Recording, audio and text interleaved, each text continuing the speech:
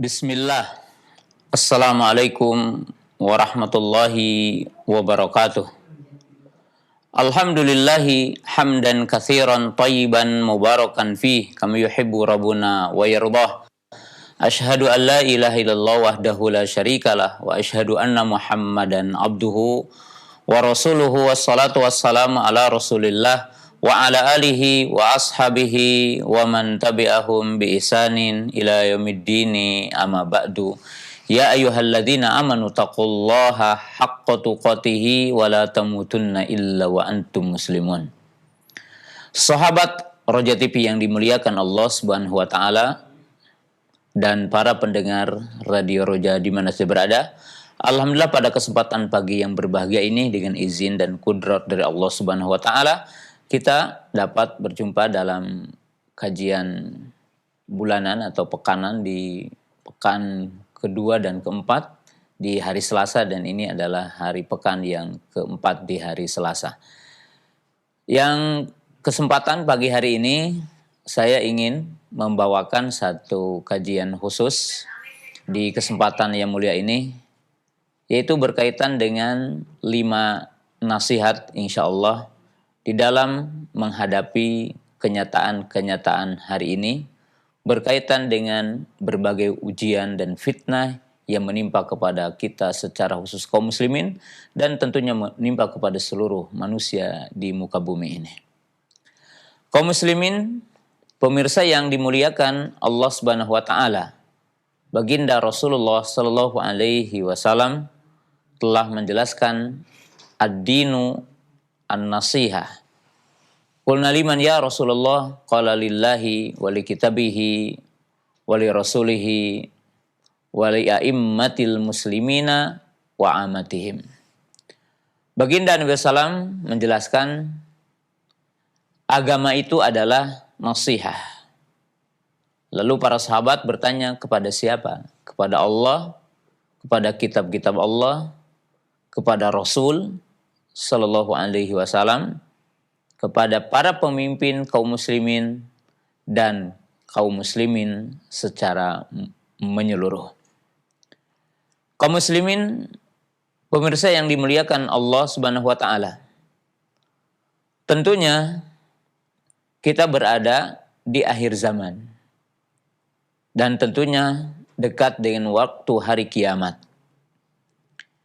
yang mana baginda Rasulullah Sallallahu Alaihi Wasallam telah menjelaskan dalam sejumlah hadis yang menunjukkan dekatnya dengan hari kiamat. Walaupun sudah barang tentu kita tidak mengetahui kapan akan hari kiamat, seberapa lama lagi hari kiamat, itu ilmu yang dirahasiakan di sisi Allah Subhanahu wa taala. Tetapi baginda Rasulullah Sallallahu Alaihi Wasallam telah mengisyaratkan tentang dekatnya hari kiamat. Sebagaimana dinyatakan dalam sebuah hadis, bu'istu baina yaday sa'ah hakada wa asyara bil usbu was sababah. Beliau mengatakan, aku diutus di penghujung hari kiamat. Lalu beliau mengisyaratkan dengan telunjuk dan jari tengahnya. Seperti ini. Lalu baginda Rasulullah Sallallahu Alaihi Wasallam mengisyaratkan, sebagaimana disebutkan dalam hadis Abdullah ibnu Mas'ud radhiyallahu taala anhu, yang dikeluarkan oleh Imam Az-Zarimi, oleh Imam Ibnu Abi Syaibah, dan hadis ini disahihkan oleh para ulama, salah satunya oleh Syekh Al-Albani rahimahullahu taala. Apa kata Nabi sallallahu alaihi wasallam? Kaifa antum idza labisatkum fitnah yarbu fiha as-saghiru wa yahrumu fiha al-kabiru. Idza turika minha syai'un ay turikatu minas sunnah. Kila mata dzaka ya Aba Abdurrahman?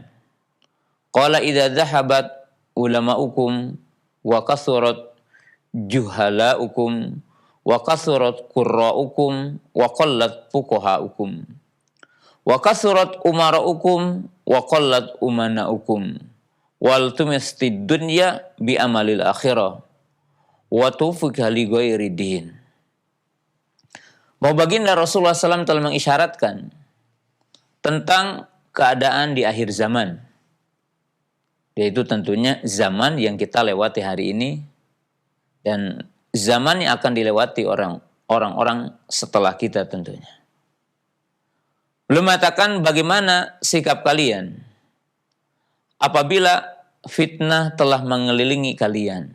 Artinya fitnah telah berada di sekitar kita.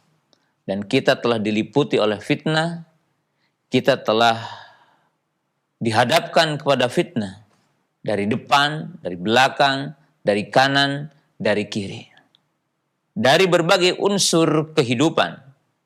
Fitnah berada di tengah-tengah kita. Dan fitnah itu pun berkepanjangan, lama, berkesinambungan, dan semakin dahsyat dari satu waktu ke waktu yang lainnya. Sampai disebutkan di dalam hadis ini, yarbu fiha as-saghiru wa yahrumu fiha al-kabiru. Anak-anak kecil menjadi dewasa dan orang-orang yang tua menjadi pikun. Yaitu apabila sebagian dari umat ini atau kebanyakan dari umat ini telah meninggalkan sunnah. Sesuatu dari sunnah. Lalu sejumlah para sahabat bertanya, atau sejumlah orang dan kaum muslimin bertanya di saat itu, kapan akan terjadi hal itu wahai Abu Abdurrahman? Maka beliau menjawab, apabila telah pergi para ulamanya. Artinya banyak yang meninggal dunia dari kalangan ulama. Banyak orang-orang yang wafat dari kalangan para ulama.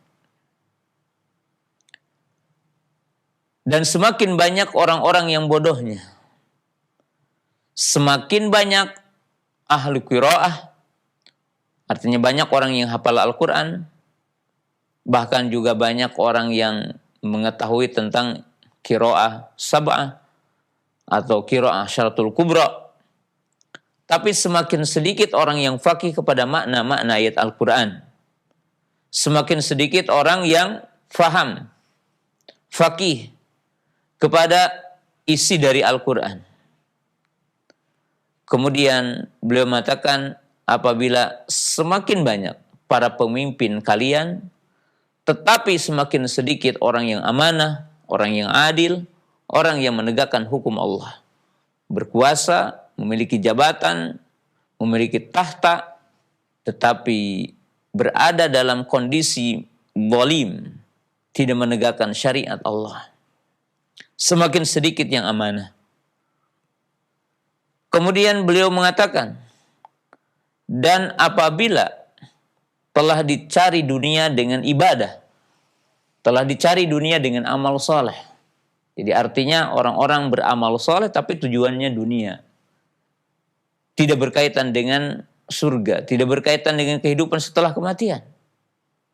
Tetapi yang diharapkan melakukan amal soleh tapi tujuannya untuk kehidupan dunia.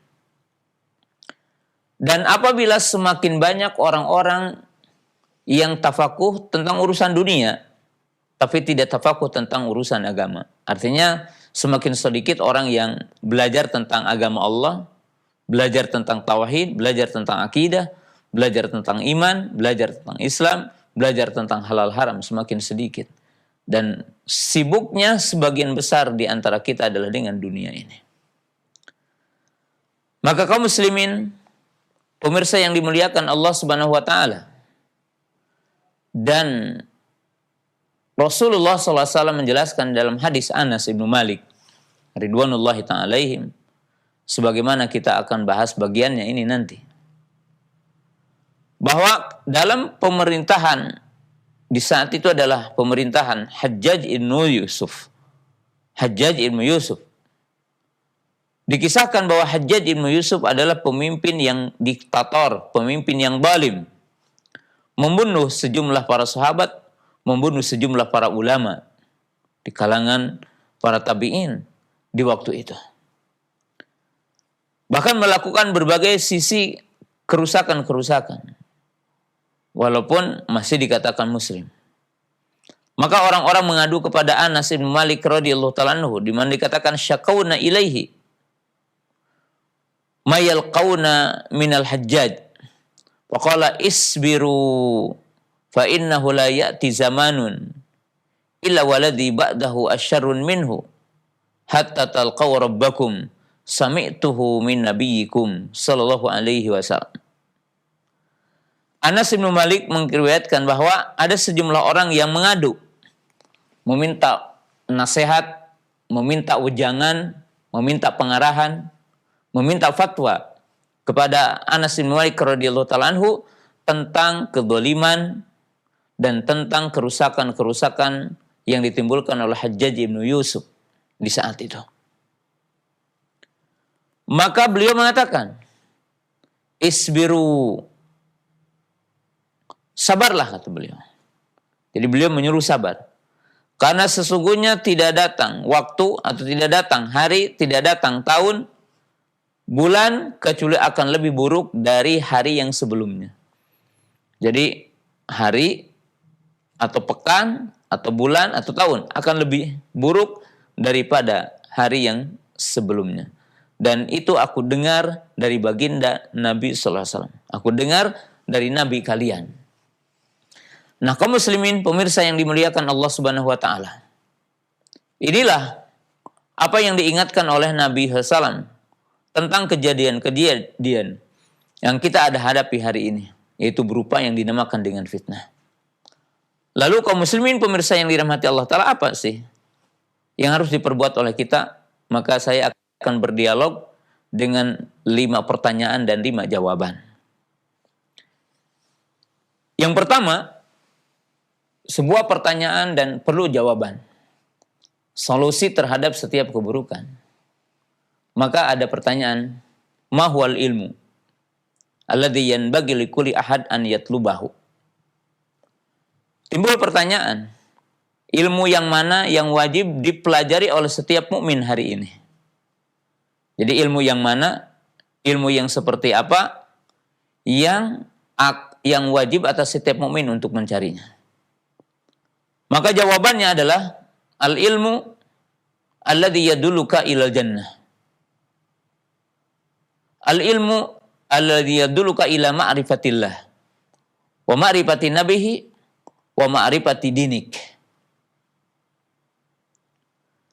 Ilmu yang wajib atas setiap mukmin untuk mencarinya adalah ilmu yang mengantarkan kita ke surga, yang mengantarkan seseorang ke surga, yang mengantarkan Anda ke surga.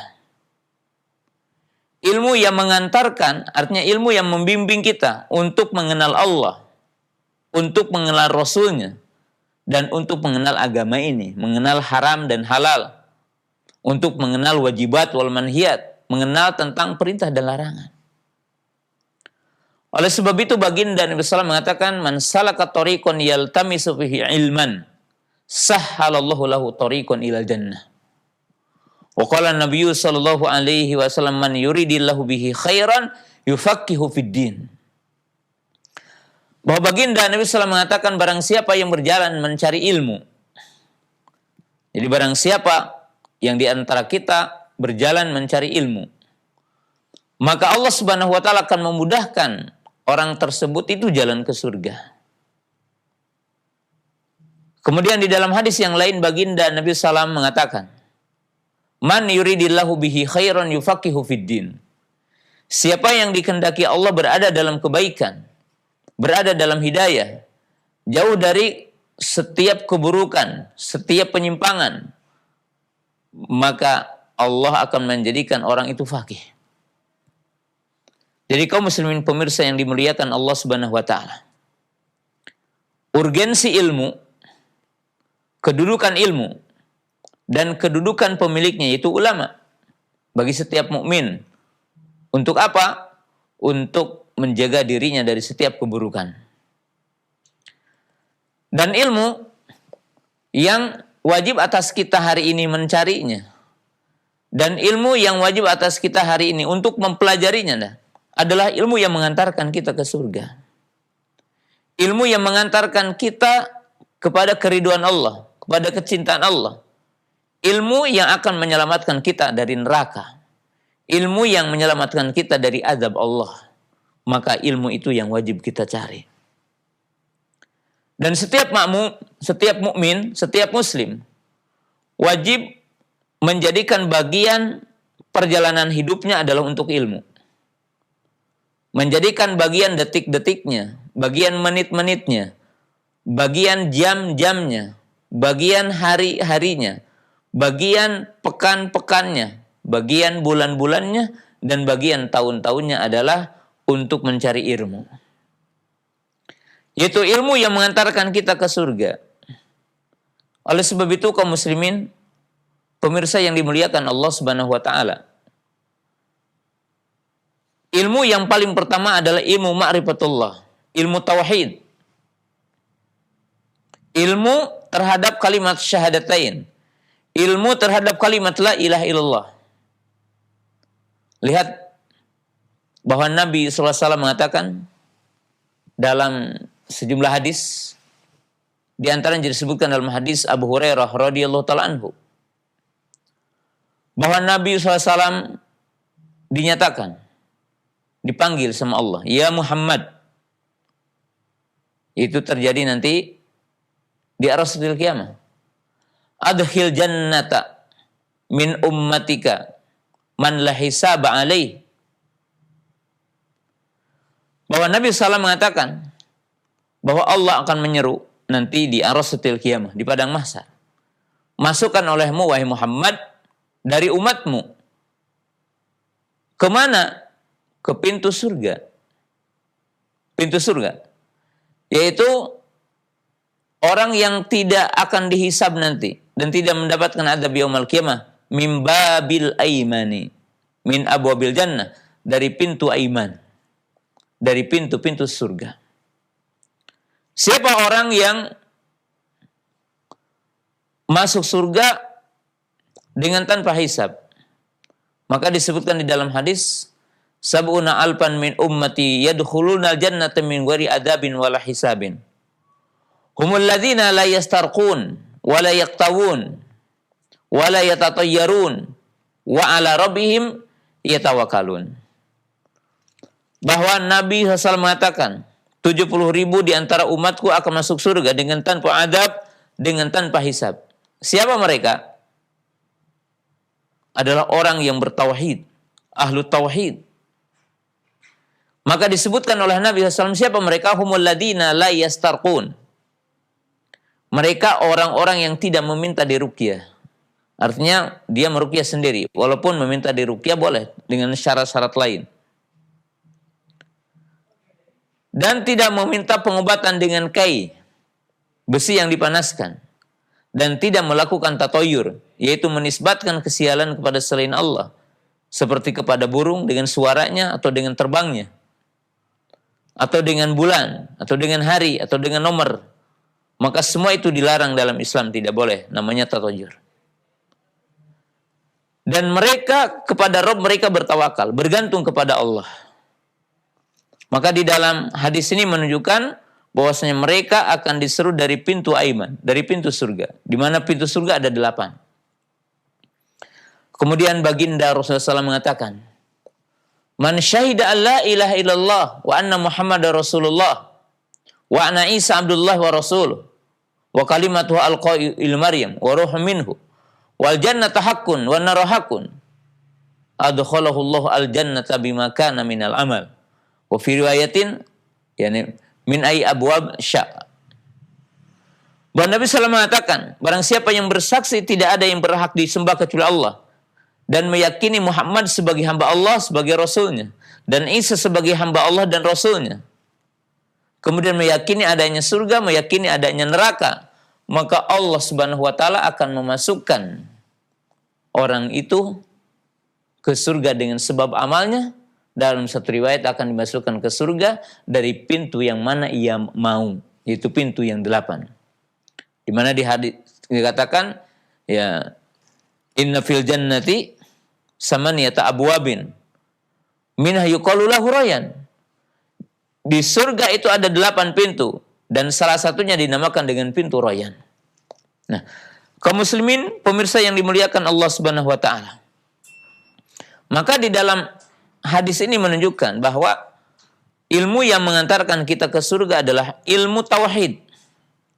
Ilmu ma'rifat kepada akidah, ilmu ma'rifat kepada rambu-rambu yang berkaitan dengan beriman kepada Allah, beriman kepada malaikat Allah, beriman kepada kitab-kitab Allah, beriman kepada rasul-rasul Allah, beriman kepada yaumul akhir, beriman kepada qada dan qadar.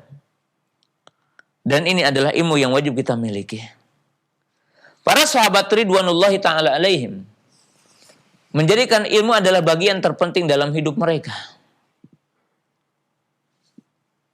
Dan para sahabat interaksi dengan ilmu dan menjunjung tinggi ilmu dan menjunjung tinggi orang-orang yang memiliki ilmu. Lihatlah kaum muslimin pemirsa yang dimuliakan Allah Subhanahu wa taala. Saya ingin menyebutkan beberapa contoh di kesempatan yang mulia ini bagaimana ilmu dengan para sahabat. Yang mereka memahami ilmu adalah bagian terpenting dalam perjalanan hidup. Dan dipahami bahwa ilmu adalah bagian yang mengantarkan kita ke surga, yang membimbing kita ke surga. Lihat, ada sahabat namanya Jabir ibn Abdullah. Itu melakukan perjalanan 1 bulan karena ingin mendapatkan ilmu. Yaitu ingin mendapatkan hadis dari sumber utamanya. Yang mendengar langsung dari baginda Rasulullah SAW. Yaitu Abdullah bin Unais. Apa hadisnya? Hadis tentang ar-rasatil qiyamah. Yuhsyarun nas yaumal qiyamati hufatan uratan gurla. Manusia akan dikumpulkan di arasatil qiyamah di padang mahsyar dalam keadaan telanjang, tidak memakai sandal dan tidak dikhitan, seperti awal penciptaan. Ya, maka Jabir bin Abdullah ingin mendapatkan hadis ini langsung dari baginda Rasulullah SAW, dari sahabat yang pertama mendengarnya, yaitu Abdullah bin Unais radhiyallahu taala anhu. Dan kita lihat sebelum para sahabat saya jelaskan salafus saleh ridwanullahi taala alaihim. Karena mereka memahami ilmu itu bagian terpenting dalam hidup mereka. Baqi ibnu Makhlad rahimahullahu ta'ala berjalan dari Andalus. Mengarungi lautan berjalan. Kemana? Ke Baghdad. Ingin menemui siapa? Imam Ahmad rahimahullahu ta'ala. Dan dikala itu Imam Ahmad sedang dalam cekalan dari seorang pemimpin amir waktu itu yang bermadhab Mu'tazilah. Dalam kurun yang sangat panjang. Di penjara, tapi penjara rumah waktu itu masih. Tapi dicekal, tidak boleh ngisi. Maka Baqi ibnu Makhlad jalan dari Andalus, Spanyol, ke Baghdad, ke Irak. Tiba-tiba sampai di Irak, sampai di Baghdad bertanya dan meminta kepada orang di kampung tersebut, atau daerah tersebut, menunjukkan di mana rumah Imam Ahmad mengajarkan hadis. Maka mereka mengatakan Imam Ahmad sedang dalam tahanan. Artinya tidak bebas menyampaikan hadis. Maka Baqi ibnu Makhlad itu tidak putus asa. Dan kembali ke negerinya. Beliau mencari solusi. Beliau adalah yang dinamakan kritis kreatif. Maka berjalan menuju Imam Ahmad dan berpura-pura menjadi seorang pengemis. Kepalanya diimamahi, kemudian pakai baju sedikit compang-camping. Lalu bertamu kepada Imam Ahmad. Imam Ahmad bertanya, mau apa engkau? Aku ingin mengambil hadis darimu. Lalu Imam Ahmad mengatakan, sesungguhnya aku sedang dilarang hari ini menyampaikan hadis. Maka beliau mengatakan, aku punya cara agar engkau tidak dianggap menyampaikan hadis. Bagaimana caranya? Saya dalam setiap hariku akan membawa pensil ataupun membawa alat tulis dan membawa kertas untuk mengambil hadis darimu. Dan aku dengan cara bertanya. Artinya Baqi ibnu Makhlad bertanya hadis ini, bertanya sehingga dianggap Imam Ahmad tidak menyampaikan di awalnya gitu. Artinya dia yang mengawalinya, tetapi ditanya. Kemudian Imam Ahmad mengatakan, lakukan jika kamu mampu. Maka beliau melakukan dengan berhari-hari, berbulan-bulan, sehingga mampu mengumpulkan ratusan hadis dengan kejuhudannya itu dan dengan semangatnya itu. Kenapa? Karena melihat ilmu adalah bagian terpenting dalam hidup mereka. Kemudian para tabi'in itu berkumpul di majelis Imam Malik rahimahullahu ta'ala. Di saat itu, ala qadri sab'ina alfan minal muslimin. Seukuran 50.000 di antara kaum muslimin.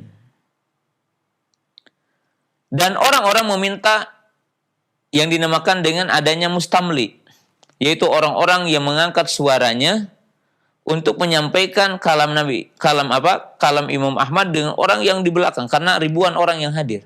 Waktu itu belum ada mikrofon seperti ini, belum ada pengeras suara. Maka lihat juga dari sisi pengagungan Imam Malik kepada Nabi SAW. Maka disebutkan dalam satu riwayat Imam Malik tidak ingin, karena beliau takut dengan ayat la tarfa'u aswatakum fawqa sawtin nabi. Janganlah kalian mengangkat suaramu melebihi suara Nabi. Kebetulan Imam Malik kan adanya di Madinah gitu, dekat dengan kuburan Nabi SAW. Maka beliau berpendapat mengarahkan bahwa mengangkat suara itu tidak boleh melebihi suara Nabi SAW, baik ketika hidup ataupun setelahnya. Nah, tapi di dalam kisah ini menunjukkan bahwa Imam Malik rahimahullahu ta'ala mengagungkan Nabi SAW dan sangat mengagungkan ilmu. Ya, di saat itu. Nah, itu contoh Imam Malik. Nah, ini kan Imam Ahmad dengan Baqi ibnu Makhlad. Maka Baqi ibnu Makhlad itu tidak berhenti dengan sebab ada tantangan tadi, tetapi mencari sebab sehingga sampai ilmu kepadanya. Dan ini kondisi para ulama terdahulu dengan ilmu. Kemudian para sahabat ridwanullahi ta'ala alaihim disebutkan dengan beberapa kisah tentang ilmu. Dan saya ingin menyampaikan kisah-kisah ini. Pertama, saya ambil lagi kisah dari kalangan mutaakhirin. Dalam Sahih Muslim itu disebutkan tentang kisah sejumlah ulama yang berangkat dari Kufah, yaitu Irak, Kufah. Kenapa? Karena terjadi di Kufah itu penyimpangan. Yaitu pertama kali muncul madhab Qadariyah. Bahkan dikatakan Gulatul Qadariyah, yaitu orang yang mengingkari ilmu Allah. Mereka mengatakan Allah tidak tahu apa yang terjadi sehingga sesuatu itu terjadi. Jadi menafikan ilmu Allah. Maka dikatakan Yahya ibnu Ya'mur dan Abdurrahman al-Himyari sebagai wakil dari tokoh orang-orang yang ada di Kufah, dan beliau juga ulama, itu berjalan untuk menunaikan haji umroh sekaligus ingin bertanya kepada para sahabat tentang fitnah ini. Jadi lihat di sini ketika terjadi fitnah, maka menelusuri ilmu. Maka sampailah kepada Abdullah bin Umar radhiyallahu taala anhu, dan hadis ini disebutkan di hadis pertama dalam Sahih Muslim. Mereka berjalan, cuma yang jadi tokohnya dua figur itu, yaitu Yahya ibnu Ya'mur dan Abdurrahman al-Himyari. Lalu beliau mencari tokoh utama di kalangan para sahabat, dan Allah mentakdirkan ketemu dengan Abdullah bin Umar radhiyallahu taala anhu. Abdullah bin Umar radhiyallahu taala anhu di antara sahabat yang juga nampak bagaimana komitmennya kepada sunnah Nabi SAW. Maka berjalan, ketemu dengan Abdullah bin Umar. Lalu disampaikanlah apa yang terjadi di Kufah. Yaitu ada orang-orang yang mengatakan al-amru unuf. Artinya mereka mengatakan Allah tidak tahu sesuatu sebelum terjadinya sesuatu itu. Mereka mengingkari ilmu Allah. Padahal kita tahu Allah tahu apa yang akan terjadi dan bagaimana sesuatu itu terjadi sebelum terjadinya. Ya. Maka Abdullah bin Umar berkata kepada tokoh-tokoh ini. Apa? Abdullah bin Umar mengatakan begini. Yang pertama, aku berlepas diri dari mereka dan mereka bukan bagian dariku. Jadi menganggap kafir. Hanya orang yang mengatakan Allah tidak tahu apa yang akan terjadi itu termasuk kafir. Mukhrij an millatil Islam. Sebab ini adalah termasuk qaul kufriyah. Qaul yang bisa menyebabkan dia mengatakannya adalah kafir.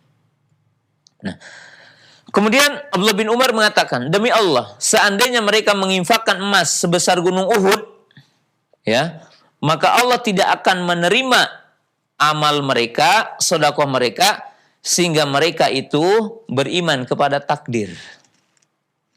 Kenapa kata beliau? Sebab aku mendengar bapakku dan bapakku mendengar dari Nabi SAW, yaitu apa itu? Dijelaskan iman adalah engkau beriman kepada Allah, beriman kepada malaikat-malaikatnya, kepada kitab-kitabnya, kepada nabi-nabinya, rasul-rasulnya, dan beriman kepada yaumil akhir. Kemudian apa? Beriman kepada qada dan qadar. Nah, lihatlah kaum muslimin pemirsa yang dirahmati Allah Ta'ala. Ini yang harus kita ambil. Bahwa Abdullah bin Umar menjadi pijakan kaum muslimin di saat itu, ketika terjadi fitnah di Kufah, maka yang dicari ilmu. Maka yang dicari ulama. Maka yang dicari adalah orang yang paham kepada agama. Din yang mulia ini. Bertanya. Nah, kemudian kisah yang lainnya. Yaitu wafdu Abdul Qais. Ini satu daerah yang ada masih di sekitar Madinah, tapi jauh. Jadi di ujung, hari ini mungkin di ujung kota Madinah, jauh. Perbatasan. Maka apa yang terjadi? Mereka mengutus beberapa orang untuk datang kepada Nabi sallallahu alaihi wasallam bertanya tentang agama. Jadi bertanya tentang iman. Bertanya tentang iman. Maka Nabi SAW mengarahkan mereka untuk menunaikan kalimat syahadatain, salat, zakat, dan seterusnya. Kemudian mereka balik lagi. Jadi lihatlah di sini apa yang dilakukan oleh para sahabat. Yaitu sejumlah para sahabat, wakil dari Bani Qais itu bertanya tentang agama. Menunjukkan apa? Menunjukkan setiap ada sesuatu, maka itu perlu kepada ilmu sebagai solusi. Dan itu kehidupan para sahabat. Kemudian diantaranya disebutkan tentang kisah Malik ibn Huwairits dengan 20 pemuda yang sebaya dengannya. Mereka ingin bertanya kepada Nabi SAW tentang sejumlah amal soleh. Dan yang paling utama adalah salat. Maka disebutkan dalam hadis yang ada di Sahih Bukhari, ketika Nabi SAW melihat wajah-wajah dari teman-teman Malik ibn Huwairits telah terlihat kerinduan kepada keluarganya. Maka Nabi pun yang penuh dengan bijak mengantarkan mereka dan menyuruh mereka pulang dulu ke kampungnya. Tetapi Nabi SAW mengarahkan dua arahan. Karena pokoknya adalah belajar salat. Apa kata Nabi SAW? Sallu kama ra'aitumuni usolli, kata beliau, salatlah sebagaimana aku salat. Fa idza hadarati salatu falyu'adzin ahadukum minkum wal ya'ummakum akbarukum. Apabila datang waktu salat, maka adzan salah seorang di antara kamu dan angkatlah imam salah seorang di antara kamu. Lihat di sini. Jadi ilmu yang dijadikan sebagai pijakan pokok itu dikuasai oleh para sahabat dan menjadi bagian hidup dari para sahabat radhiyallahu taala. Di sini menunjukkan kaum muslimin pemirsa yang dirahmati Allah Ta'ala. Apabila orang mukmin memandang keutamaan ilmu, dan ilmu tidak dicari hanya di kelas, di sekolah, hanya di masjid, hanya dalam takbir akbar, tapi ilmu dalam kebutuhan sehari-hari. Sebagai contoh lain yang saya ingin nasihatkan kepada diri saya dan kepada seluruh jamaah kaum muslimin pemirsa yang dimuliakan Allah Subhanahu wa taala. Sering saya menyampaikan bahwa kehidupan para sahabat dengan ilmu natural. Ilmu adalah seperti kita butuh dengan minum dan makan. Ilmu tidak perlu disertai dengan ijazah. Ilmu tidak perlu disertai dengan klasikal. Ilmu tidak perlu disertai mungkin butuh majelis. Dalam arti majelis dibutuhkan, sekolah dibutuhkan. Tetapi konten ilmu dan kebutuhan ilmu tidak perlu adanya rekayasa semua itu. Tapi ilmu adalah bagian dari kehidupan kita. Lihatlah para sahabat ridwanullahi ta'ala alaihim. Coba lihat kisah yang disebutkan dalam hadis yang nyata. Untuk memudahkan para pemirsa. Kalau meneliti Sahih Bukhari Muslim mungkin harus cari. Yang termudah, kitab yang ada di kita udah diterjemahkan, kitab Bulughul Maram. Saya akan sebutkan 4 hadis. Yaitu 2 hadis untuk kaum laki-laki, 2 hadis untuk kaum perempuan. Ketika sejumlah para sahabat mengarungi lautan. berlayar di lautan, mencari ikan mungkin. Dan mereka belum tahu hukum air laut. Boleh dipakai untuk berwudu, boleh untuk dipakai mandi janabah, untuk bersuci atau tidak. Karena dalam benak mereka menganggap bahwa air laut itu beda dengan air tawar. Dengan berubah warnanya, dan dengan baunya, dan dengan rasanya. Rasanya asin, mungkin terkadang juga baunya ada bau lain, kemudian terkadang warnanya berbeda. Maka mereka datang kepada Nabi SAW setelah mereka mengarungi lautan dan tidak membawa air tawar, kecuali sedikit. Kalau mereka berwudu dengan air tawar, maka akan kehausan. Kalau mendahulukan minum, maka tidak bisa wudu. Maka mereka bertanya, "Natawadhu min ma'il bahar?" Bolehkah aku berwudu dengan air laut? Maka Nabi SAW mengatakan, huwa tahuru ma'uhu. Airnya suci. Wal hilu maitatuhu. Dan halal bangkainya. Selesai itu. Karena mereka menjadikan ilmu bagian terpenting dalam hidup mereka. Ada muskilah, dapat problem solving, dapat solvingnya. Itu jalan keluarnya apa? Jalan keluarnya bertanya. Kisah pertama. Kisah kedua. Ini lebih spesifik adalah sesuatu yang pribadi. Bisa ada di tangan di pihak lain, bisa tidak. Itu apa yang menimpa kepada menantu dari Nabi SAW, yaitu Ali radhiyallahu ta'ala anhu, yang menikah dengan Fatimah radhiyallahu ta'ala anha. Apa yang menjadikan beliau ingin bertanya kepada Nabi SAW? Beliau keluar mandi terus. Dan berhubung yang akan ditanyakan adalah mertuanya, dan ini adalah berkaitan dengan sifatnya rahasia, maka beliau menyuruh Miqdad ibnul Aswab, dalam satu riwayat adalah Salman al-Farisi, suruh bertanya kepada Nabi SAW tentang air mandi. Apa jawaban Nabi SAW? Igsil dakaraka wa tawaddo. Cuci dakarmu dan berwudulah. Jadi menunjukkan air mandi tidak seperti air mani. Air mani mewajibkan mandi, keluar air mandi tidak mewajibkan mandi. Hanya kalau kita mau ibadah, sholat adalah dengan wudu. Selesainya. Dan mereka menjadikan ilmu bagian hidup mereka. Mereka bertanya, ya, mereka sengaja bertanya. Bahkan bertanyanya bukan di majelis, bertanya datang ke rumah. Ya. Kemudian dua lagi dari sahabiyah. Lihat di sini adalah Ummu Sulaim. Ini dalam kitab Janabah. Apa kata beliau? Ummu Sulaim ini, "Innallaha la yastahi minal haq halal al-mar'ati min ghuslim idhiya ihtalamat." Sesungguhnya Allah tidak malu akan kebenaran. Apakah wanita wajib wajib mandi, apabila dia mimpi? Naam idza ra'atil ma. Iya, kalau dia melihat air maninya. Problem, punya sesuatu yang muskil, tidak paham nih. Tanya, selesai. Kemudian yang kedua atau yang keempat, yaitu Fatimah binti Abi Hubeish. Beliau mengeluhkan penyakit yang dinamakan penyakit istihabah. Jadi keluar darah terus dari faradnya. Dan beliau belum tahu apakah sama dengan darah haid atau dengan darah nifas atau berbeda. Maka Nabi SAW mengatakan, "La kuntu imra'atun ustahadu wala athuru afa ada'i salata." Qala la. Apakah aku meninggalkan salat karena aku keluar darah terus? Maka Nabi SAW mengatakan tidak. Innama dzalika irkun, itu penyakit saja. Tapi ada kaidahnya apa? Fa idza aqbalat haidatuki fada'i salata wa idza adbarat faghsili anki dam wa shalli. Kata beliau, kalau datang waktu-waktu haidmu, karena darah istihad itu bukan penyakit, datang waktu haidmu, maka hitunglah sebagai hari haid. Dan apabila telah pergi hari kebiasaan haid, punya wanita suka haid 7 hari di awal bulan, maka berarti di hari itu tidak boleh puasa, tidak boleh saum, tidak boleh berjima. Setelah itu kembali lagi halal. Selesai gitu. Kenapa? Karena kaum muslimin, pemirsa yang dirahmati Allah Ta'ala, di sini menunjukkan bahwa semua problem berkaitan dengan fitnah jalannya ilmu. Dan sebagai penutup dari poin yang pertama nasihat ini, bahwa kita lihat kepada satu kisah yang disebutkan di dalam hadis yang sahih riwayat Muslim. Dan sebagai kitab yang paling mudah, kalau dalam Muslim mungkin mencarinya susah, lihatlah dalam kitab Riyadhus Shalihin, dalam kitab Taubat, bab tentang keutamaan bertaubat. Bab tentang keutamaan ikhlas di bab yang pertama.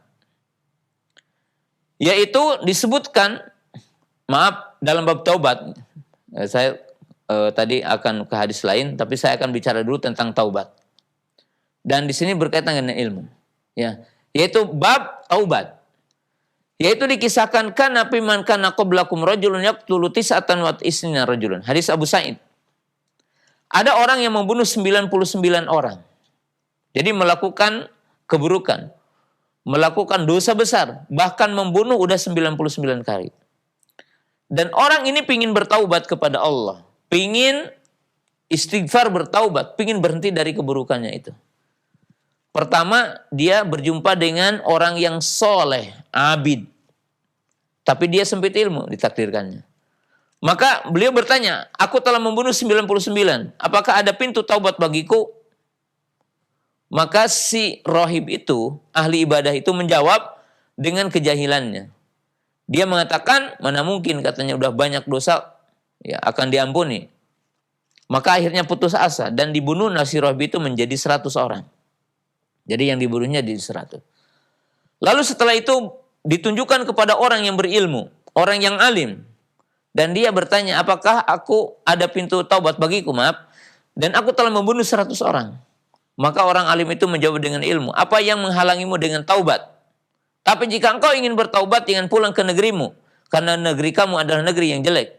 Pindahlah ke sana, ada orang-orang soleh, maka beribadah dengan mereka. Jadi lihat di sini perjalanan. Jika kita mendapatkan masalah, mendapatkan fitnah, mendapatkan ujian, maka wajib kita datang kepada ahlul ilmi untuk bertanya. Dan memberikan solusi keluar dari semua kesulitan kita.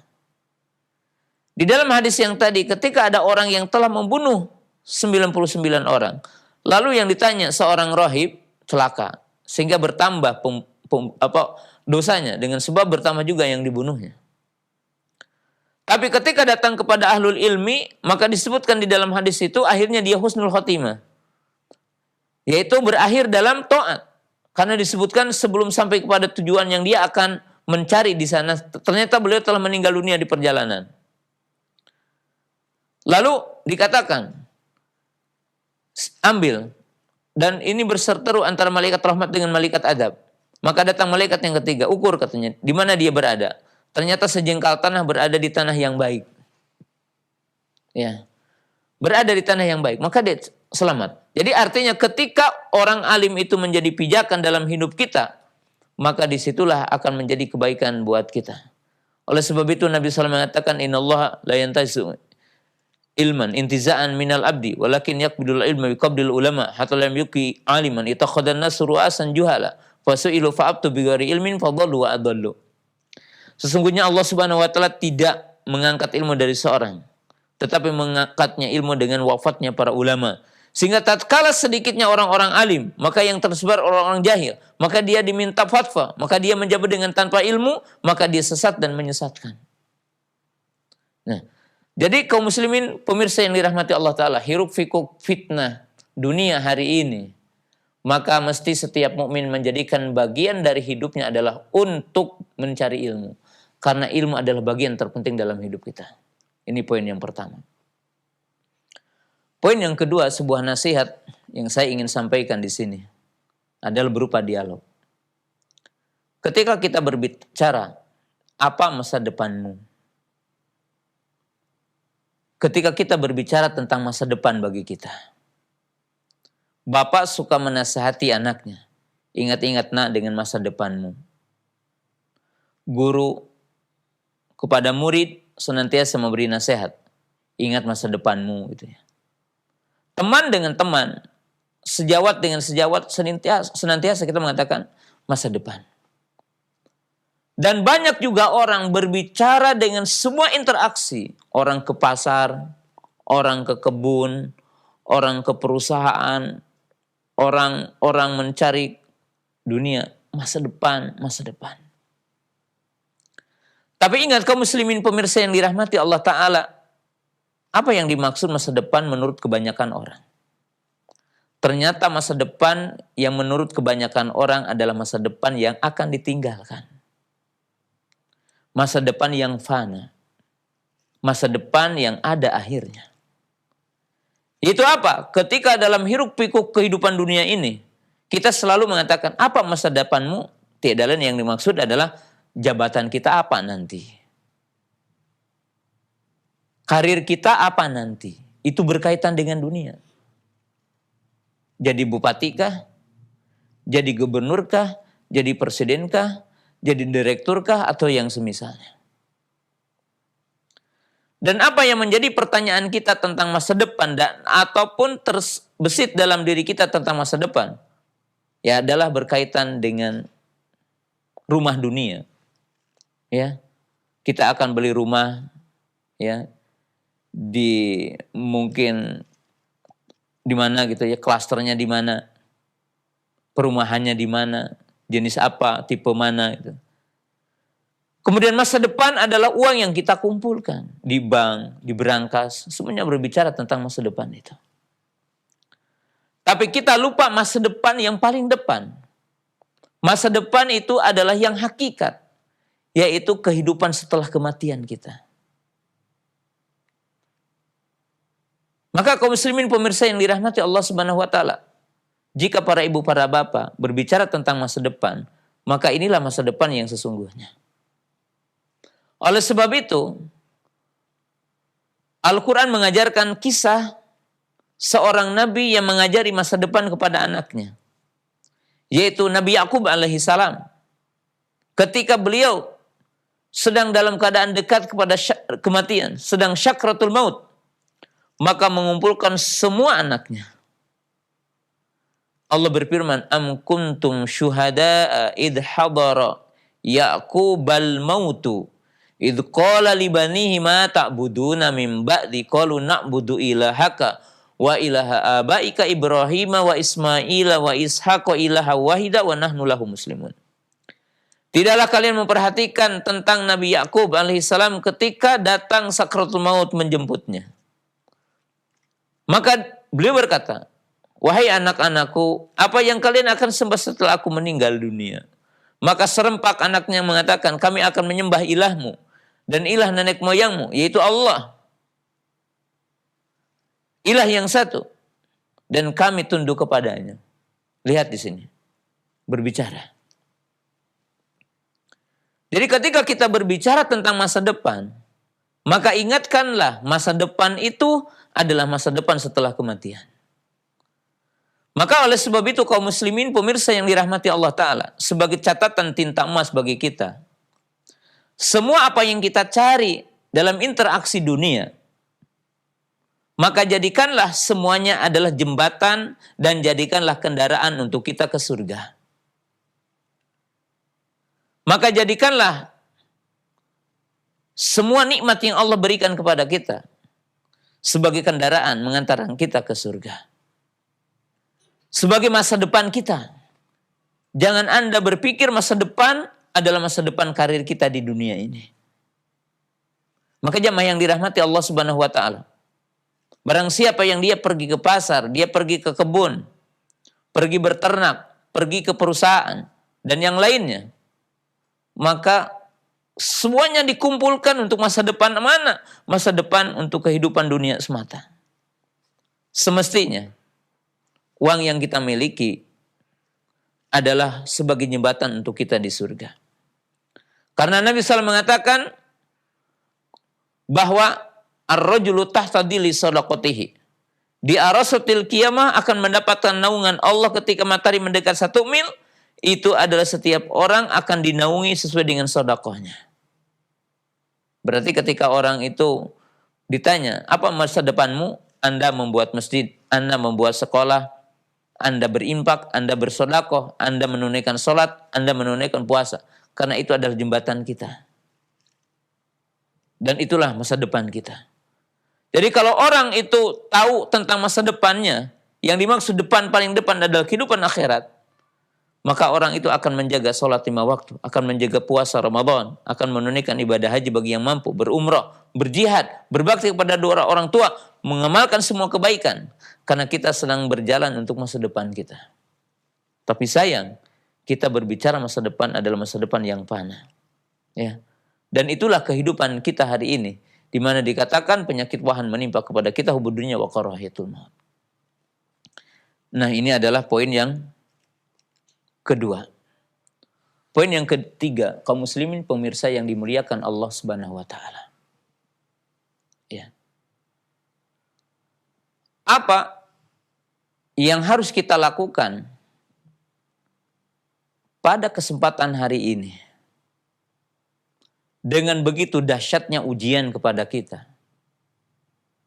Amal yang mana yang harus kita jaga dalam keseharian kita? Maka kaum muslimin pemirsa yang dimuliakan Allah Subhanahu wa taala, ketika kita bertanya tentang amal dan ketika kita meminta ditunjukkan kepada seorang alim tentang amal di masa hari ini, maka jamaah yang dimuliakan Allah Subhanahu wa taala, ada jawaban yang sederhana dari sekian penjelasan. Lakukanlah amal yang mampu kita mendawamkannya, mengkontinyukannya setelah kita menunaikan perkara-perkara yang fardu, perkara-perkara yang wajib. Menjaga sholat 5 waktu, menjaga puasa, dan menjaga setiap perkara yang Allah Ta'ala fardukan. Oleh sebab itu baginda Nabi SAW pernah ditanya oleh istrinya sendiri, Aisyah radhiyallahu ta'ala anha. Qalat, ya Rasulullah, ayul a'mal ahabbu wa afdalu indallah? Qala adwamuha wa in qalla. Amal yang mana yang paling dicintai Allah? Yang paling mulia di sisi Allah? Maka baginda SAW mengatakan, amal yang mampu kita mendawamkannya walaupun amalan itu sederhana. Maka kaum muslimin pemirsa yang dirahmati Allah Ta'ala, sering kita berbicara hari ini, bertanya tentang mungkin yang sulit bagi kita untuk melakukan hari ini. Beramal. Tapi banyak yang kita lalaikan. Contohnya apa? Kita lihat.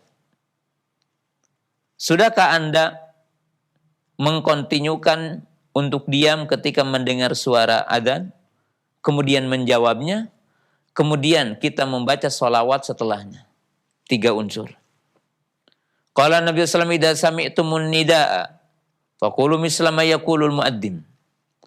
Wa yaqulu Nabi sallallahu alaihi wasallam, man sami'an nidaa summa yaqulu Allahumma rabba hadhihi da'wati tamah wa salatil qa'imah ati Muhammadil wasilah wa ba'atsu maqama mahmud alladzi wa'adta halat lahu syafaati yaumal qiyamah.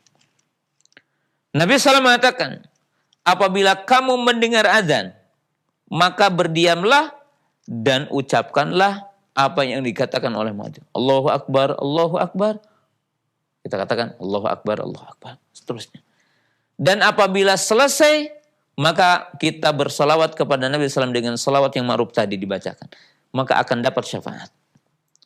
Sudahkah kira hari ini, orang yang di pasar, orang yang sedang di kebun, orang yang sedang di peternakannya, orang yang sedang di kantor, ketika mengatakan mendengar suara adzan yang merupakan syiar Islam yang agung, Allahu Akbar, berhenti.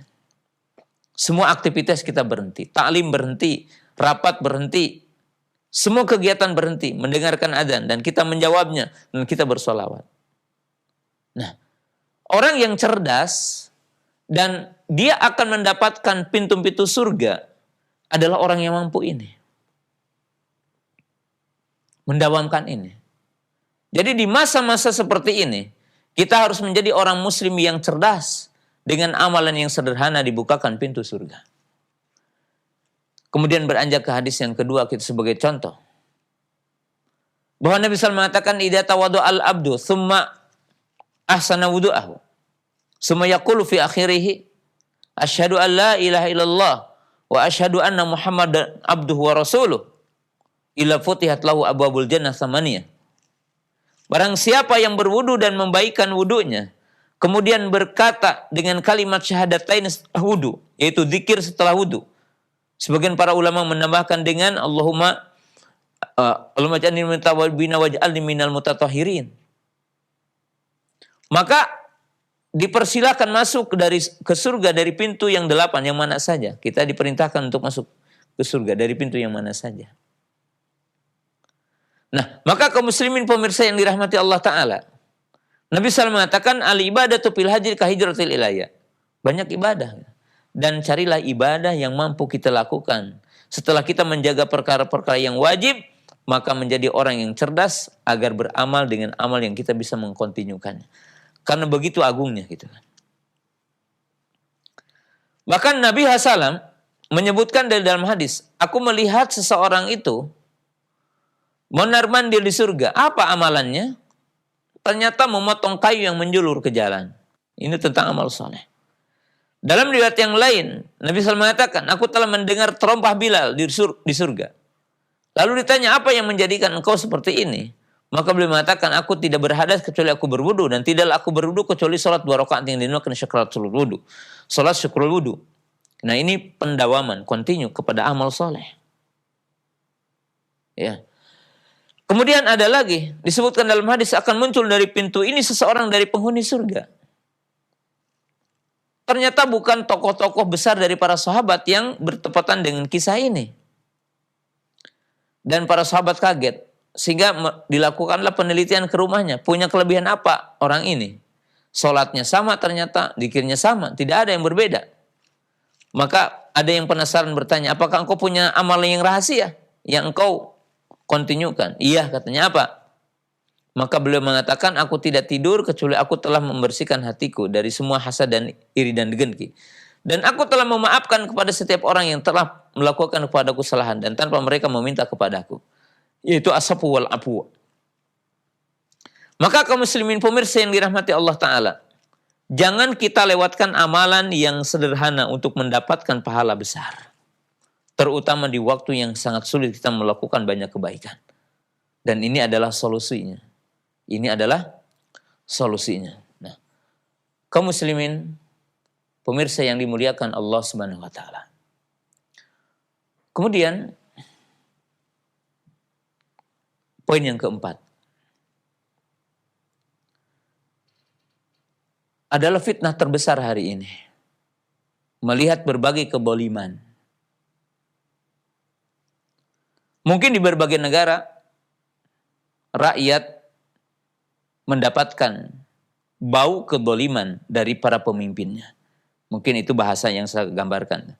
Mencium bau keboliman. Mencium sisi keboliman dari para pemimpinnya.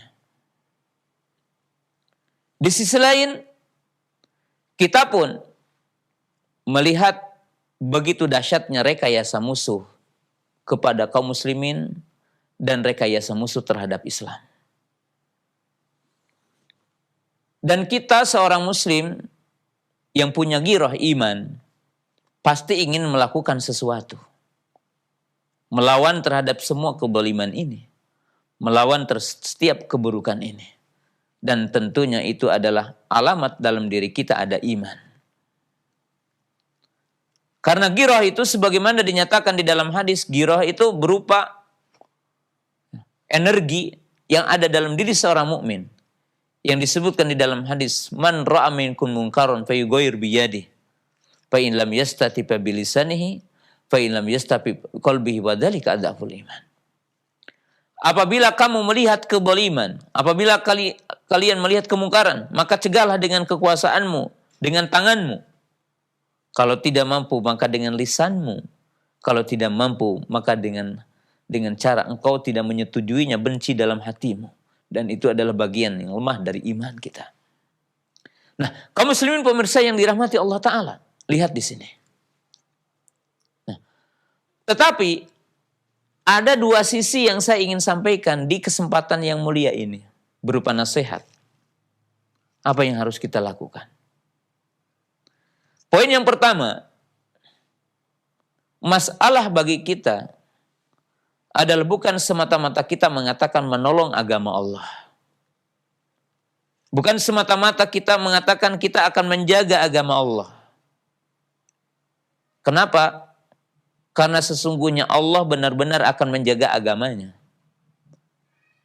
Dan benar-benar Allah pun akan memenangkan agamanya.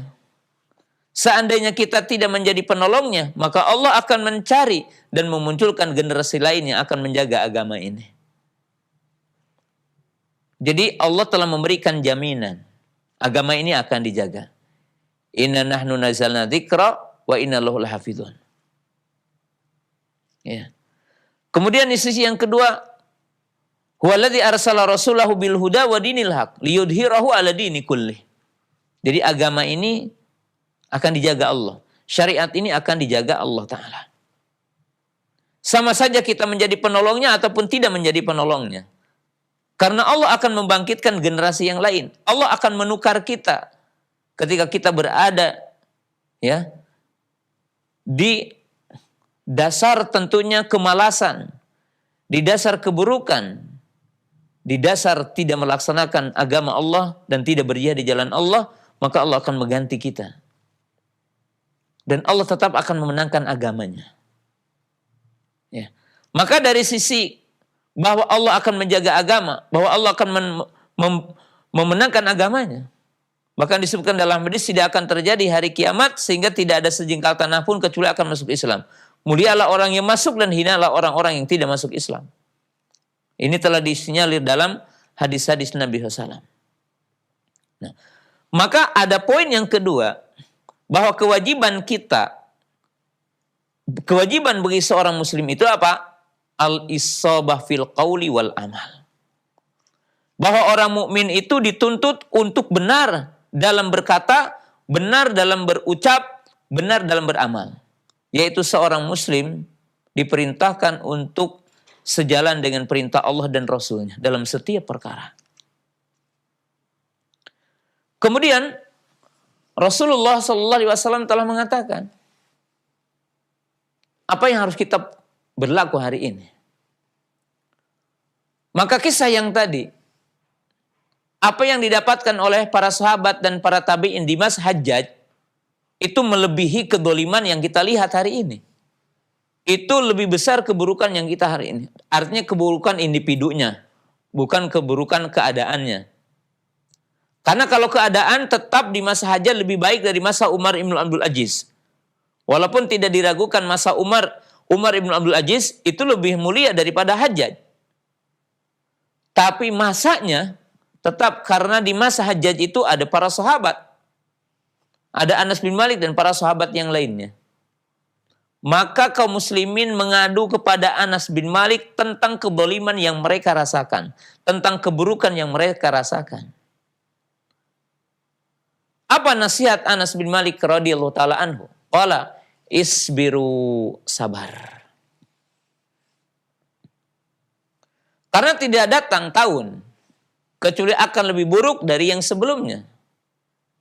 Lalu disebutkan yang dimaksud dengan keburukan itu, catat dengan tinta emas oleh kita.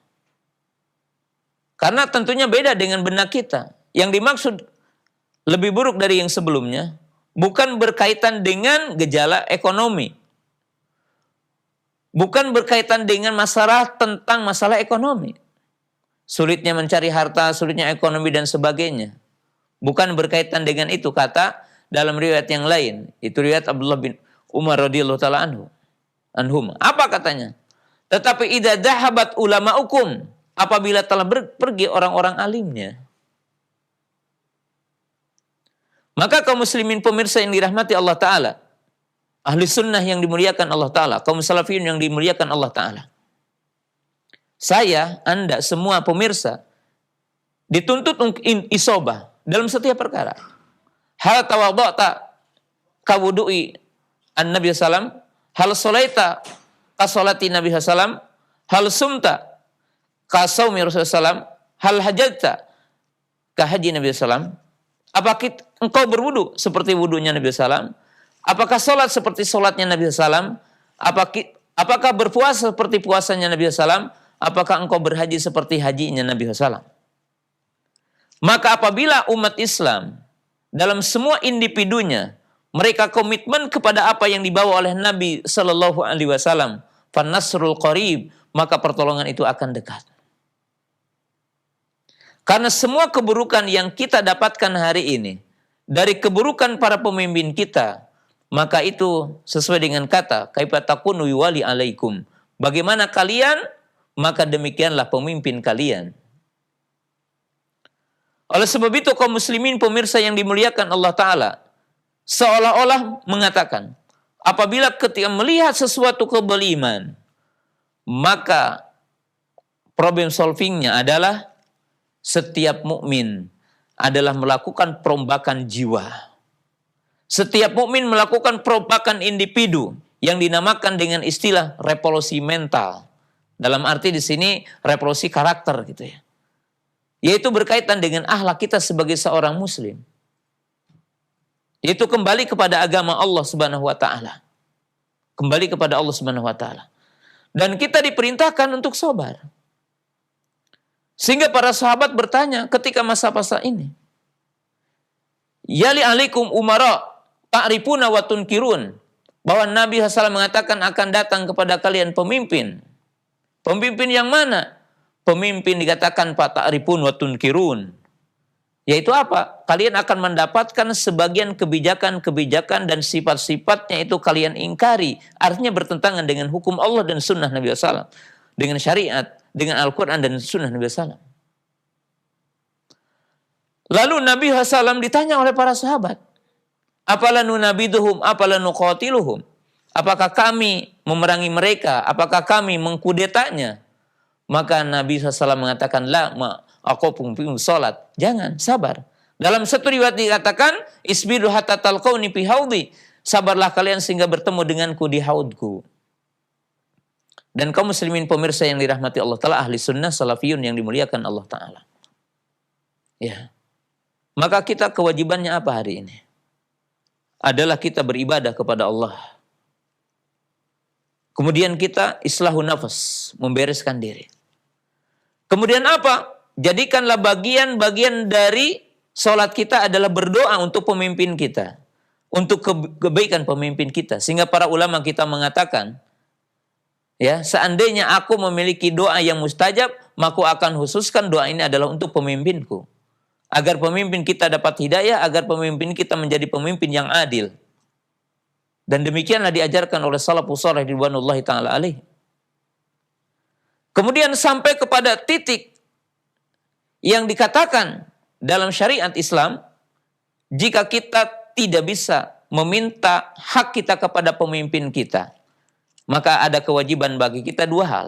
Tetap kita menunaikan kewajiban kita kepada pemimpin kita, penuhi hak pemimpin kita. Dan jika kita tidak bisa menuntut hak kita kepada pemimpin kita, maka memintalah kepada Allah Subhanahu wa taala.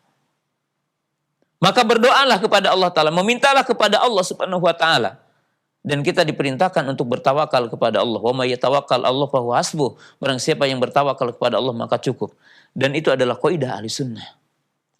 Dan nasihat yang terakhir, kaum muslimin pemirsa yang dirahmati Allah Subhanahu wa taala. Nabi SAW mengatakan bahwa di antara hiruk pikuk kehidupan dalam fitnah, maka sering kita akan mendapatkan ujian yang menyebabkan kita lemah. Dan Nabi SAW pun telah mengisyaratkan, inna likulli amalin syarrah. Inna likulli syaratin fatrah. Faman kana fatrahu ala sunnati faqad hada. Wa man kanat fatratuhu ila ghairi dzalika faqad halak. Nabi SAW mengatakan kepada kita bahwa setiap kesemangatan akan datang masa yang lemah. Jadi dalam setiap kondisi semangat akan datang masa lemah. Maka barang siapa yang waktu melemahnya kepada sunnahku, maka ia akan selamat. Dan barang siapa yang dalam kondisi lemahnya, ya, yaitu ketika dia ngedrop, turun kepada selain sunnah, maka dia akan celaka. Dasarnya fitnah hari ini terkadang akan mengurangi dan menguras tentang kondisi iman kita. Semangat beramal berkurang, semangat mencari ilmu adalah berkurang. Maka apa solusinya? Umar ibn Khattab menjelaskan terhadap hadis yang tadi. Beliau mengatakan, inna hadhil quluba ikbalan wa idbaron. Fa idza akbalat wa khuduha bin nawafil wa idza adbarat falzamuha al faraid. Maka Nabi SAW ataupun Umar Ibn Khattab mengatakan, hati itu ada bolak-baliknya, ya. Turun naiknya gitu ya. Apabila sedang semangat, sedang kuat, maka tunaikanlah perkara-perkara yang wajib dan ikutilah dengan perkara-perkara yang sunnah. Jika dalam keadaan lemah, maka komitmenlah kepada perkara yang wajib. Jadi kaum muslimin pemirsa yang dirahmati Allah Subhanahu wa taala, hadis dan makna dari Umar Ibn Khattab radhiyallahu taala memberikan satu wawasan, dan ini sebagai nasihat yang terakhir. Tidak ada di antara kita yang tidak pernah melemah iman. Tidak ada di antara kita yang tidak pernah salah, terjerumus kepada sebuah kesalahan ataupun maksiat. Tetapi semampu mungkin orang mukmin diperintahkan untuk istiqomah. Jika terjadi melemah, maka jangan sampai meninggalkan yang wajib, melakukan yang haram. Ya, komitmenlah di situ. Jadi ketika kita mungkin sholat malam, puasa Senin Kamis, jangan sampai kita meninggalkan puasa Ramadannya. Jika kita biasa sholat malam, dan jika kita biasa sholat ba'diyah qobliyah, jangan sampai kita meninggalkan yang wajibnya. Karena barang siapa yang melewati itu, maka dia celaka. Kalau seseorang mampu meninggalkan perkara yang makruh, bahkan meninggalkan yang mubah yang tidak memiliki makna kepada kita, maka jangan sampai orang itu terjumus kepada yang haram. Dan demikianlah hati manusia. Oleh sebab itu kaum muslimin pemirsa yang dirahmati Allah Subhanahu wa taala, di kala ini kita perlu kepada teman yang saleh, perlu kepada seorang ulama, orang alim yang membimbing kita semua. Demikian kaum muslimin pemirsa yang dimuliakan Allah Subhanahu wa taala, 5 nasihat yang mungkin akan relevan dalam kondisi hari ini untuk menjaga istiqomah kita berada di atas sunnah Nabi Shallallahu Alaihi Wasallam, di atas Islam yang mulia. Ya, barangkali demikian, dan kita buka tanya walaupun hanya waktu yang sedikit, insya Allah. Terima kasih kami ucapkan untuk Al-Ustadz, jazakumullahu khairan, nasihat penuh manfaat yang telah disampaikan sebagai bekal bagi kita menghadapi fitnah akhir zaman saat ini. Ikhwatal Islam, kita masuk ke sesi interaktif. Anda yang akan bertanya, kami buka. Silakan. Assalamualaikum warahmatullahi wabarakatuh. Waalaikumsalam warahmatullahi wabarakatuh. Silakan, dengan siapa dari mana? Rizal di Singkawang. Pak Rizal. Silakan pertanyaannya, Pak. Barakallahu fiik, Ustaz. Wafik, barakallah. Ini Ustaz, ana menanyakan tentang fenomena di akhir zaman yang kalau di kita itu selalu menjadi hilaf. Misalnya begini, Ustaz. Misalnya itu perkara yang tidak ada sunnahnya, lalu dihilafkan. Jangan-jangan nanti ketika orang bertawasul, bertabaruk dengan penghuni kubur, itu pun menjadi hilaf. Ada ikhtilaf, maksudnya ada ikhtilaf para ulamanya atau maksudnya? Betul. Oh itu ya, masalah itu ya. Para ulama. Iya. Jadi bagaimana kita menanggapi fenomena ini? Mohon nasihatnya, Sultan Jeddah Kelahiran. Assalamualaikum warahmatullahi wabarakatuh. Waalaikumsalam warahmatullahi wabarakatuh. Terima kasih Pak Rizal di Kalimantan Barat. Silahkan Ustaz. Kaum muslimin pemirsa yang dimuliakan Allah Subhanahu wa taala, mungkin jawabannya dari 2 sisi terlebih dahulu ya. Apa yang ada dalam ruang lingkup yang dinisbatkan kepada Islam, itu tentunya ada 2 sisi. Sisi yang pertama, perkara-perkara yang memang dengan jelas bahwa itu adalah perbedaan para ulama yang bersumberkan kepada dalil Quran dan Sunnah. Jadi masalah-masalah yang terjadi perbedaan tetapi rujukannya adalah Quran dan Sunnah. Contoh ya, perbedaan dalam beberapa masalah, dalam ibadah, dalam masalah-masalah yang lainnya. Seperti kita berbeda umpamanya apakah bismillah dijaharkan atau bismillah disirkan ketika kita baca Fatihah. Apakah umpamanya sisi lain berkaitan dengan semua masalah, apakah menyentuh istri batal atau tidak. Maka kaum muslimin pemirsa yang dirahmati Allah Ta'ala, perbedaan yang seperti ini adalah perbedaan yang tentunya bagi setiap kita akan berdalil sesuai dengan pendapat yang dikuatkan. Tetapi ada perbedaan-perbedaan yang muncul di tengah umat Islam yang sesungguhnya perbedaan itu bukan dari awalnya dari Islam. Tetapi dari pemikiran-pemikiran yang itu ada luar dari Islam. Maka wajib di sini bayan. Wajib bagi kita adalah untuk menjelaskan. Seperti umpamanya bertabaruk dengan penghuni kubur. Berdoa meminta kepada penghuni kubur. Ini jelas di dalam syariat Islam bertentangan. Kenapa? Karena Al-Quran telah menjelaskan wa annal masajida lillahi fala tad'u ma'allahi ahada. Bahwa beribadah itu hanya kepada Allah. Iyyaka na'budu wa iyyaka nasta'in. Ya. Jadi jelas. Jadi bagi umat Islam adalah melihat dengan ilmu tadi tentang perbedaan itu. Ada perbedaan yang ada dalam bingkaian perbedaan antara ulama Islam. Ada perbedaan yang sesungguhnya itu bukan bingkaian itu, di luar bingkaian yang dinamakan dengan perbedaan di kalangan para ulama. Ya, maka bagi umat Islam wajib membedakan. Contoh sekarang ada pemikiran pokoknya semua agama benar. Ya, ini pemikiran ya tentunya liberal, pluralisme. Ini di luar pemahaman Islam. Orang Muslim dan ulama Islam meyakini kebenaran hanya satu adalah Islam. Maka tidak bisa dikatakan ini adalah perbedaan. Ini adalah perbedaan. Wallahu ta'ala a'lam. Jazakallahu khairan jawaban dan nasihat Al-Ustaz. Demikian Bapak di Kalimantan Barat. Silakan kami buka kesempatan berikutnya dari telepon. Silakan. Ya, sudah masuk barangkali? Silakan, sudah masuk? Ya. Assalamualaikum. Waalaikumsalam warahmatullahi wabarakatuh. Silakan, dengan siapa, dari mana Ibu? Dari Ibu Dani di Sumatera Selatan. Ya, silakan pertanyaannya Ibu. Mau bertanya Pak Ustadz. Ya, silakan. Di akhir zaman ini kok banyak orang itu ya Pak dalam itu. Misalnya apa itu? Pemimpin itu loh Pak mengasih bukan lagi majelis taklim itu.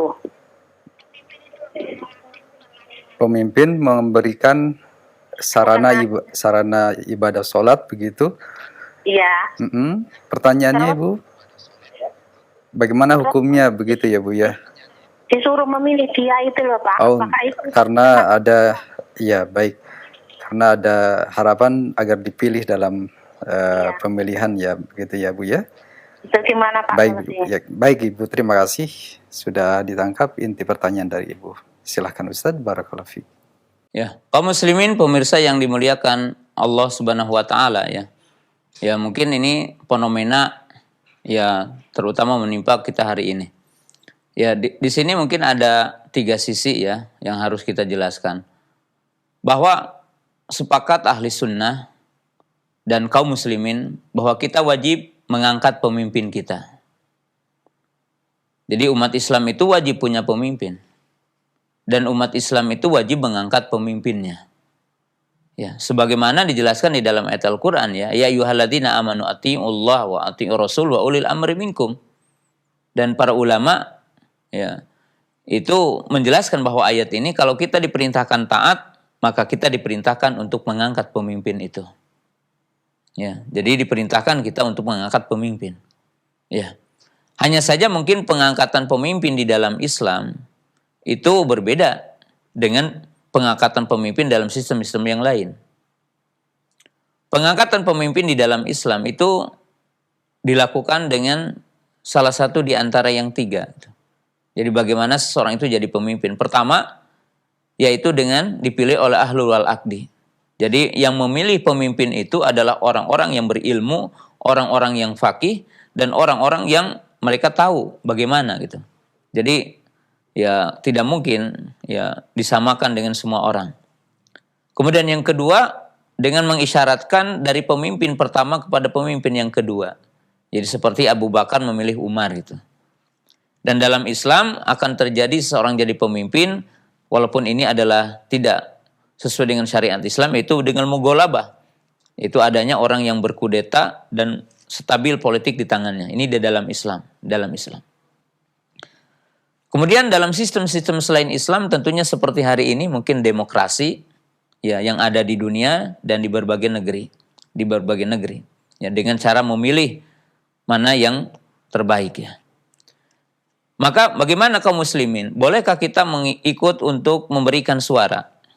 Ya, dalam kondisi-kondisi seperti ini. Ya. Para ulama berbeda pendapat di dalam hari ini. Tetapi dalam kesimpulannya kalaupun ya itu memberikan suara, maka tentunya bagi umat Islam adalah memilih pemimpin yang punya kemampuan untuk memimpin, memiliki keadilan, memiliki sifat amanah yang disebutkan oleh para ulama tentang syarat-syaratnya. Nah, dan tentunya kaum muslimin pemirsa yang dimuliakan Allah Subhanahu wa taala, praktek-praktek yang tentunya akan merusak dalam sistem kepemimpinan di dunia dan di berbagai negara, yaitu dengan tadi praktek-praktek uang, gitu ya, praktek-praktek uang di mana orang memilih itu karena pemberian. Dan sebagaimana dijelaskan di dalam hadis, masa-masa fitnah itu salah satunya apa? Di mana Nabi SAW mengatakan, ya khairul nasi qarni, tsumma ladzi yalunahum, tsumma ladzi yalunahum. Sebaik-baik generasi adalah generasiku para sahabat. Kemudian setelahnya tabi'in. Kemudian setelahnya tabi'in. Kemudian setelah itu akan datang orang-orang yang bersumpah sebelum diminta sumpahnya. Orang-orang yang berjanji sebelum diminta janjinya. Ya. Maka ini adalah kondisi-kondisi yang akan menimpa kepada kita. Maka oleh sebab itu kaum muslimin hendaklah menjadi muslim yang cerdas, muslim yang tentunya sangat paham, ya, apalagi mungkin menjadikan kondisi kita adalah menjual akidah kita, menjual agama kita dengan sebab-sebab yang tadi, wallahu taala alam. Jazakallahu khairan, barakallahu fiik atas jawaban dan nasihat Al-Ustaz. Satu pertanyaan terakhir sepertinya Ustaz, kami angkat dari pesan singkat dan begitu banyak pertanyaan yang berkesesuaian terkait dengan sikap di dalam menghadapi pemimpin muslim yang melakukan sebagian kezaliman, di mana di negeri-negeri kaum muslimin ada sebagian kalangan yang mengajak untuk turun ke jalan berdemonstrasi untuk memberikan aspirasi dan ini disebut sebagai, diklaim sebagai amar ma'ruf nahi munkar. Bagaimanakah sikap kami di dalam menghadapi ajakan-ajakan untuk demonstrasi atau unjuk rasa tersebut, Ustaz? Jazakallahu khairan jawaban dan nasihatnya. Kaum muslimin pemirsa yang dimuliakan Allah Subhanahu wa taala, ya. Tentunya kita telah diberikan pijakan oleh Nabi Shallallahu alaihi wasallam. Dan apa yang kita hadapi hari ini itu sudah dihabarkan oleh Nabi SAW, ya, bahwa Nabi SAW itu menyebutkan di dalam hadis Ummu Salamah, yaitu salah seorang istri baginda Nabi SAW mengatakan, yusta'malu alaikum umara'un fata'rifuna wa tunkirun paman kariha faqad bari'a wa man ankara faqad salima walakin man radhiya wa taba'a. Qalu ya Rasulullah alla nuqatilukum qala la masallu.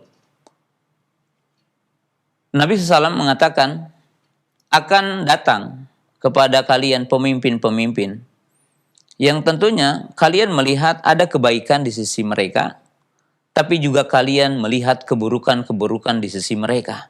Jadi ada kebaliman, ada kemungkaran, ada maksiat, ada bid'ah, gitu ya, yang ada di sisi mereka. Maka Nabi SAW memberikan pijakan di sini, paman bari'a, ya, paman kariha faqad bari'a. Siapa yang membenci, artinya benci kepada perbuatannya, benci kepada semua apa yang dilakukannya, maka dia selamat. Dan barang siapa yang mengingkari maka selamat. Dan barang siapa yang mengikutinya maka dia akan celaka tentunya. Celaka. Jadi pertama Nabi SAW memberikan rambu-rambu. Ketika muncul pemimpin yang zalim, kalau dia adalah ulama, imam menjadi ulama su. Apa yang dimaksud dengan ulama su? Salah satunya adalah ulama yang mendukung akan kezaliman pemimpinnya, yang mendukung atas kebid'ahan pemimpinnya, bahkan menjadi corongnya umpamanya. maka tentunya ini adalah penjilat-penjilat yang mereka itu juga nanti akan menjadi anjing-anjing neraka. Ya. Sedangkan yang kedua adalah orang yang mengingkari dengan hatinya. Karena tidak ada kemampuan untuk mengingkarinya. Baik dengan lisannya atau dengan yang lainnya, tidak mampu. Sedangkan yang ketiga adalah orang yang mampu mengingkarinya. Dan pengingkaran kepada imam yang dianggap dolim, itu udah jelas di sini. Yaitu pengingkarannya dengan lisan. Tapi dengan lisan menurut ajaran ahli sunnah, pengingkarannya bukan di mimbar. Pengingkarannya bukan di mimbar-mimbar khutbah Jumat atau di mimbar-mimbar bebas. Tapi pengingkarannya adalah dengan memegang tangannya dengan cara rahasia kepada pemimpin yang dianggap dolim. Dan itu adalah di dalam syariat Islam. Walaupun mungkin di negara-negara yang mengklaim negara yang dikatakan hari ini adalah demokrasi, bahwa demo adalah dibolehkan, dan bahwa berbicara mengkritik pemerintah dibolehkan. Tetapi wallahu alam, dalam pendapat yang hak yang merupakan ajaran ahli sunnah, ajaran Islam itu dilarang. Apa yang seharusnya bagi kita? Seharusnya bagi kita tadi, kita diperintahkan sabar oleh Allah Ta'ala. Diperintahkan sabar oleh Nabi Sallallahu Alaihi Wasallam. Lalu lakukanlah setiap perbuatan kita isobah, sesuai dengan dalil, sesuai dengan syariat.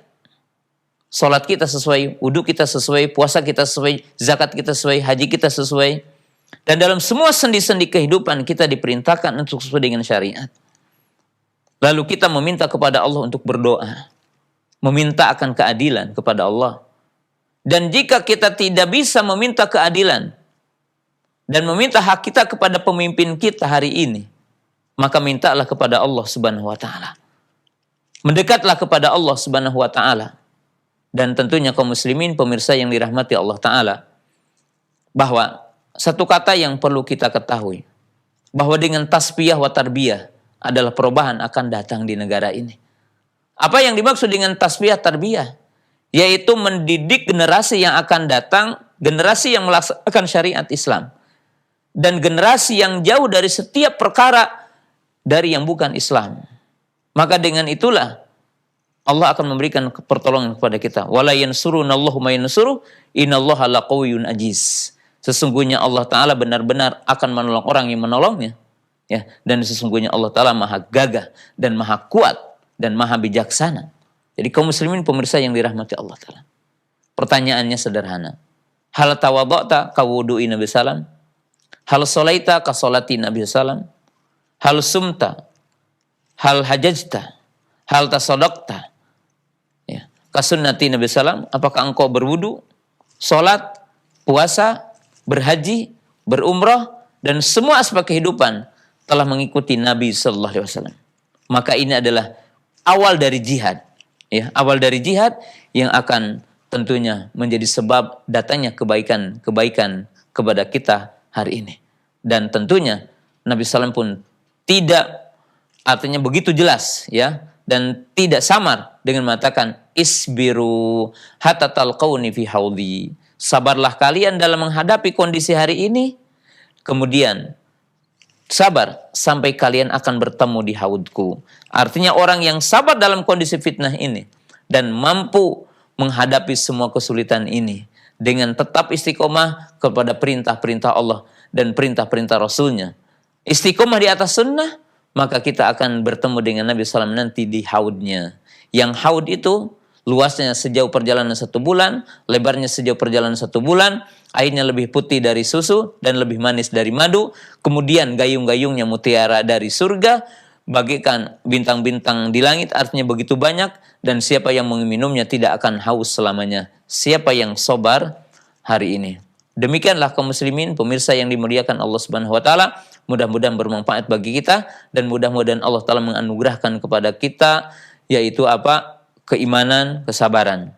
Tapi juga satu perkara yang perlu saya sampaikan, bahwa tentunya siapapun yang menjadi pemimpin hari ini, dari tingkat apapun, ingat bahwa kezaliman itu adalah kegelapan nanti yaumul qiyamah.